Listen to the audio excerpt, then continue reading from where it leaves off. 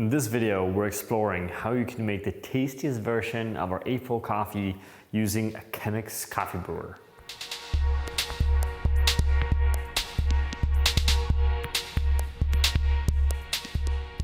Welcome.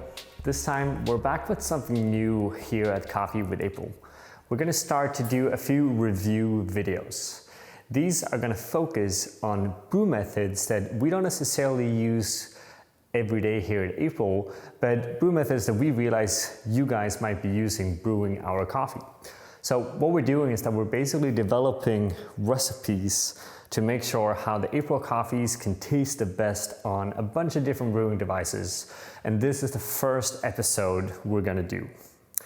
And for this episode, we chose an old classic, basically the Chemex brewer, which is, it's arguably one of the most famous brewers around.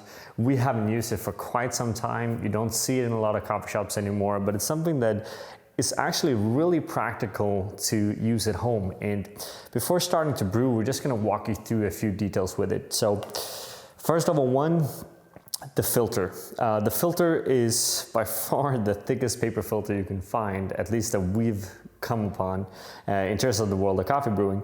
And it's actually divided, so you need to be a bit careful when you fold it to make sure it ends up right in the kettle. One of the things to consider is you actually want the thicker part of the filter to cover the spouts of the kettle. This is going to help letting the air circulate a bit and allows the brew not to clog up, which is actually a common thing when it comes to Chemex brewer. Now, Chemex, I'm not actually sure when people started to talk about it, but it was definitely in Friends, which is a really famous TV series. And I think from there is when people actually started to use it. At April, we haven't brewed a Chemex for a very, very long time, but we spent the last weeks trying to figure out how to make the best version of our coffee. So let's walk you through the brewing.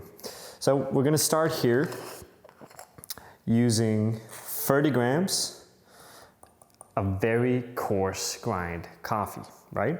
Especially on the Chemex.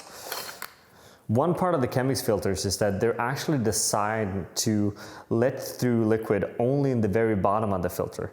That's why grinding coarser is gonna allow you to have a slightly faster flow rate. That being said, we're still looking at a pretty long brew time here out of a total of 4 minutes. We're gonna start the first pour in a 100 gram circle pour. And the most important thing here is to make sure that all of that coffee just get evenly covered with all of that water. Then we're gonna let that sit for 30 seconds. Now, we like to bring out the Chemex like we do now, for example, you have a meeting, we have a bunch of different people surrounded, and you want to kind of enjoy and talk about experience the same coffee, then the Chemex is really good. So we're using it for basically larger brews. Now at 30 seconds, we're now gonna start, will be a continuous pour. And we're gonna pour then up to a total of 500 grams of water. Now the first grams of this pour up until 300 is going to be in a circle. And then we're going to pour 100 grams in the center. And for those of you that have followed us knows that this actually helps us regulate the flow rate, which is going to allow the water to go through a tiny bit faster, which again on a Chemex can be really helpful. So we're going to push it in the center all the way up to 500. And what you can see here as well is that we're actually keeping an even level of water in the filter throughout the whole brew, which is going to help us get a bit more consistency. So we're done with the pouring at about 1 minute and 23 seconds. The water temperature in itself sits at 96 degrees Celsius, which is definitely a tiny bit higher than what we're used to.